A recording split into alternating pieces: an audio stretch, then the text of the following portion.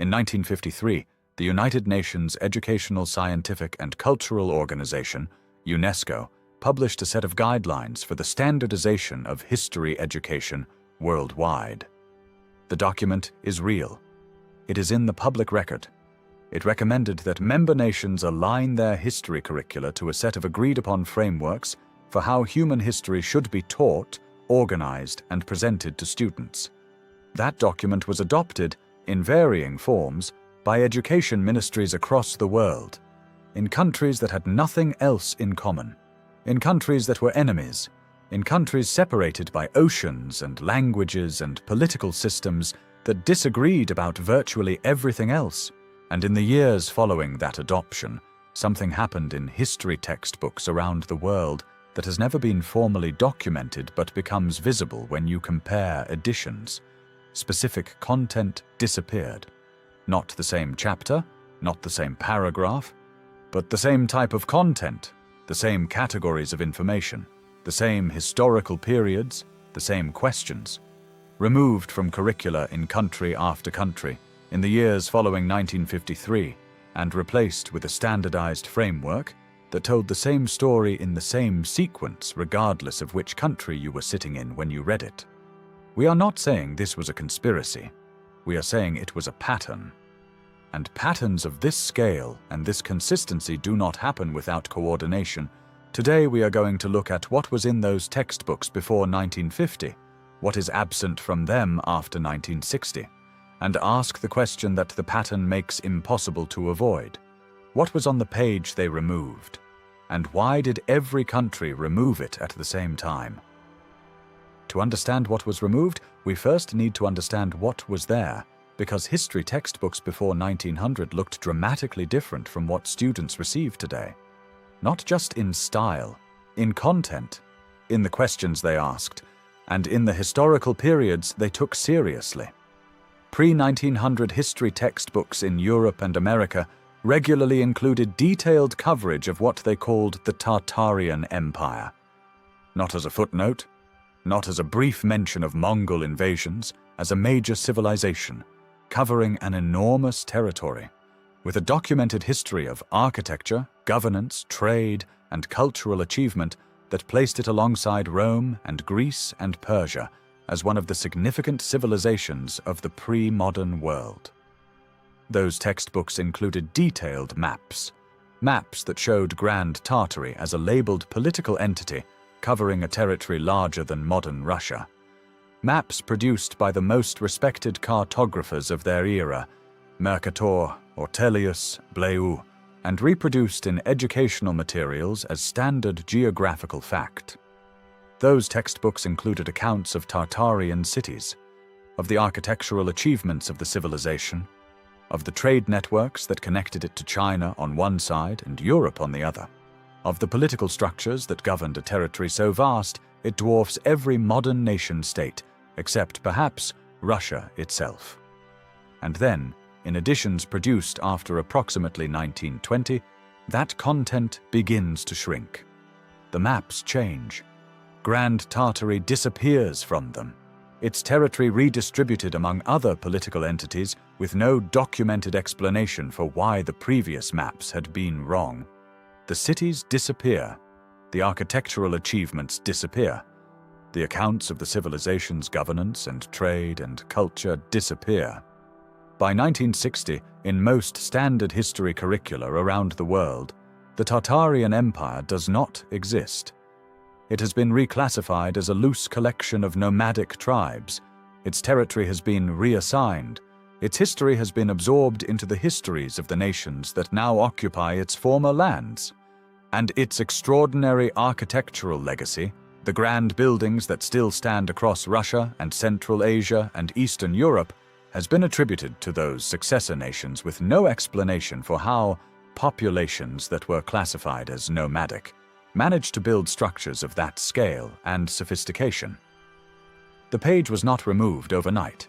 It was removed gradually, edition by edition, revision by revision, over approximately 40 years, until by 1960 there was nothing left to remove because the content had been reduced to nothing. Let us look more carefully at what UNESCO actually did in 1953, because the public record is more specific than the general summary suggests. The 1953 UNESCO Guidelines on History Education did not simply recommend that countries teach history in a coordinated way. They recommended specific frameworks for periodization, the division of history into periods that determined what was classified as ancient, what was medieval, what was modern, and, critically, what was classified as prehistoric. The prehistoric classification is the important one, because prehistoric, in the standard academic framework, means before written records, before documented civilization, before the period that historians take seriously as the domain of organized human society. And the periodization that the UNESCO framework recommended, and that was adopted by education ministries around the world in the years following 1953, placed the beginning of documented civilization at approximately 3500 BCE in Mesopotamia. Everything before that date, prehistoric. Everything in that territory, nomadic or proto-civilizational. Everything that does not fit that framework, anomalous and requiring special explanation before it can be incorporated into the standard narrative. The Tartarian civilization does not fit that framework. It appears on the historical record at the wrong time and in the wrong place for the standard periodization to accommodate it comfortably. It is too recent to be ancient and too sophisticated to be nomadic and too large to be ignored, which means the framework had only one option for dealing with it: reclassification, not deletion. Reclassification.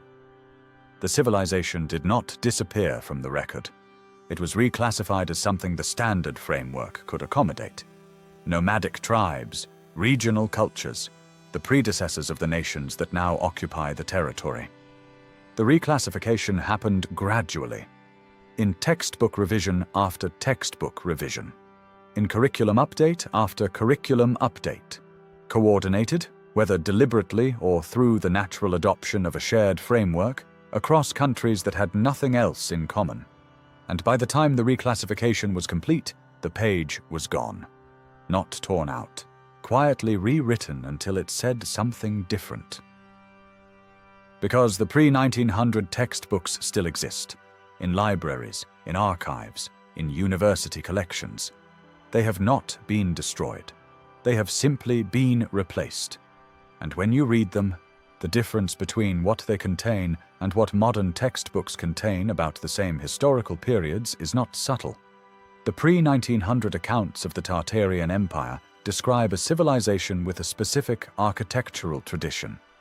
Grand institutional buildings, domed structures, towers with specific electromagnetic properties, a construction technique that produced buildings of extraordinary scale and sophistication that appear in historical records fully formed, without documented construction periods, without identified architects, without explained sources of labor and materials. These accounts were written by European travelers who visited the territory, by diplomatic correspondents who dealt with Tartarian political entities, by cartographers who mapped the territory from surveys conducted on the ground. They are primary sources, first-hand accounts, the kind of documentation that historians in every other context treat as the most reliable form of historical evidence. And they describe something that the modern curriculum has no place for, a civilization that was advanced, that built at a scale that the populations officially credited with building those structures could not have achieved. That had a technological and organizational sophistication that does not fit the narrative of gradual human progress, from primitive to modern, that the standard curriculum presents. The pre-1900 accounts also describe something else that has disappeared from modern textbooks. They describe the Tartarian civilization as recent, not ancient. Recent, contemporary in some cases with the writers themselves. The accounts from the 1700s describe Tartaria as a present political reality, a civilization that existed at the time of writing, that had cities and governance and trade and military capacity, and that was engaging with European powers as a peer, a civilization that was present in the 1700s and absent from the maps by 1820. That appeared in detailed first-hand accounts from travelers and diplomats and cartographers throughout the 18th century, and then simply stopped appearing. With no documented conquest, no documented collapse, no documented transition, just gone. From the maps, from the accounts, from the textbooks, in the same period, without explanation. Here is where the global scope of what happened becomes impossible to attribute to coincidence. The removal of content about the Tartarian civilization from Western European and American textbooks could, in isolation, be explained as a regional phenomenon, a particular historiographical tradition revising its understanding of a civilization it had previously overestimated. The kind of academic revision that happens as new evidence emerges and old assumptions are corrected. But the same removal happened in Russian textbooks, in Central Asian textbooks, in Chinese textbooks, in the textbooks of countries that were part of the territory that Tartarian maps showed as the Tartarian Empire itself. These countries had every reason to preserve and celebrate whatever historical civilization had occupied their territory before the current political entities existed. Nations build identity on historical continuity. The longer and more impressive your civilizational history, the stronger your claim to cultural legitimacy. And yet the nations that occupied the former Tartarian territory, Russia above all, adopted the same reclassification, reduced the Tartarian civilization to nomadic tribes, attributed the grand architectural legacy to their own more recent history, removed from their textbooks the same content that Western textbooks removed. Russia, in the Soviet period, had both the motivation and the mechanism to conduct a systematic revision of historical curricula. The Soviet state controlled education completely. It revised history actively and deliberately, and its revisions of the historical record of the territory it controlled, including the territory that had been labeled Tartaria on pre-1800 maps, were comprehensive. What the Soviet state chose to emphasize and what it chose to minimize in its historical curriculum is documented. And what it chose to minimize, the scale and sophistication of the civilization that had occupied Central Asia and Siberia before Russian expansion, is precisely the content that was simultaneously being minimized in the textbooks of countries that had no connection to Soviet ideology and no coordination with Soviet educational policy. The same content, removed from the same historical period, across countries that were ideological enemies. At the same time, that is not a coincidence that academic revision explains. That is a pattern that requires a different explanation. Here is the problem that the reclassification has never been able to solve. The buildings are still there. The grand institutional structures that appear in 19th century photographs of Russian and Central Asian cities, the domed buildings, the colonnaded facades, the towers with their specific electromagnetic design features, those buildings still exist. You can visit them, you can photograph them, you can measure their foundations and analyze their construction techniques and ask the question that the reclassification was supposed to make unnecessary. Who built these? The official answer, in every country where these buildings stand, is that they were built by the civilization that currently occupies the territory. Russian imperial architecture, Central Asian regional styles, local construction traditions developed over centuries, but the construction records do not support that attribution. The buildings appear in historical records fully formed, with no documented construction period, no documented architect, no documented source of the labor and materials required to produce structures of that scale and sophistication. The construction techniques used in these buildings, the foundation systems, the stone working, the dome construction, require a level of engineering knowledge and organizational capacity that the populations officially credited with building them did not demonstrably possess at the time the buildings appeared. Not because those populations were primitive, but because the engineering required is extraordinarily sophisticated. Sophisticated in ways that even modern construction would find challenging to replicate.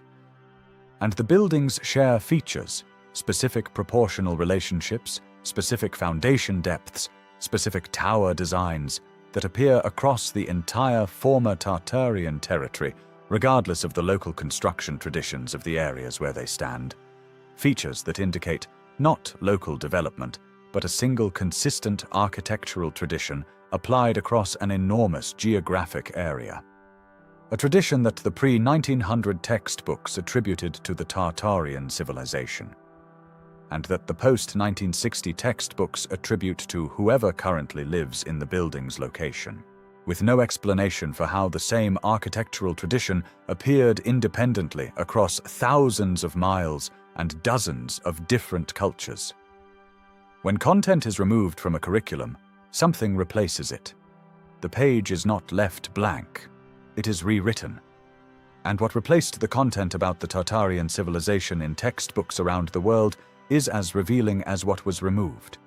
What replaced it was the narrative of progress, the story of human civilization as a gradual, linear ascent from primitive to modern, from cave dwellers to city builders, from stone tools to steel mills.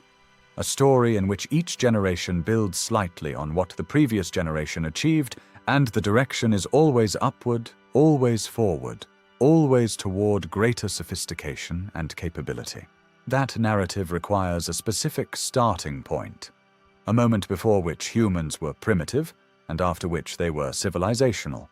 The standard curriculum places that starting point at approximately 3500 BCE in Mesopotamia, and it requires that nothing before that date and nothing outside that geographic origin point contradicts the narrative of gradual progress from that starting point forward.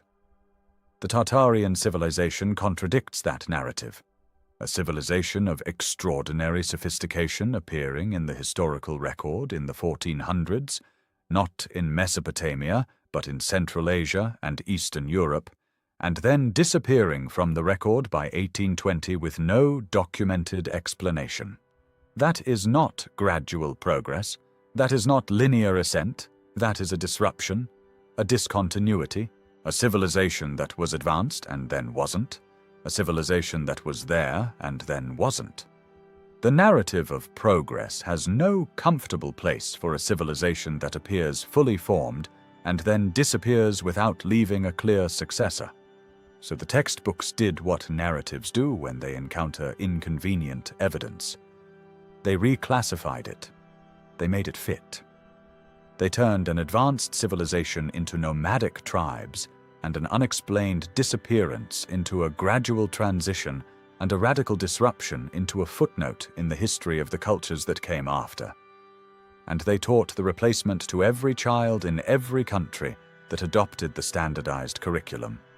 In the same decade, simultaneously, across the world.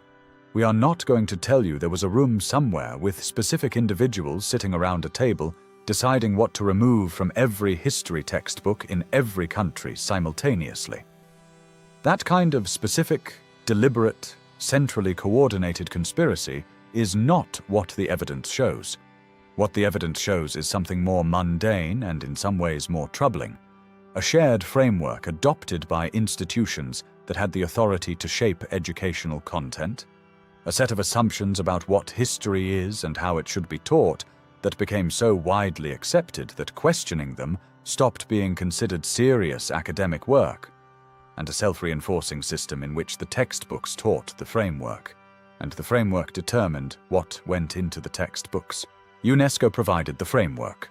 National education ministries adopted it because international coordination of educational standards looked like progress and cooperation in the post-World War II era. Academic historians worked within the framework because the framework determined what got published and what got funding and what got taught in the universities that trained the next generation of historians. No conspiracy required, just a framework, adopted widely enough and thoroughly enough that the content it could not accommodate was gradually, quietly, professionally removed. Not by villains, by academics doing their jobs within a system that had defined the boundaries of acceptable historical inquiry. The page was removed by people who genuinely believed they were improving historical education, who genuinely believed that the Tartarian civilization was an overestimation by earlier historians that needed to be corrected, who genuinely believed that the standardized framework they were implementing represented better, more rigorous, more scientific historical understanding. The question is not whether those people were acting in bad faith. The question is whether the framework they adopted and implemented, the framework that resulted in the same content disappearing from textbooks around the world in the same period, was correct.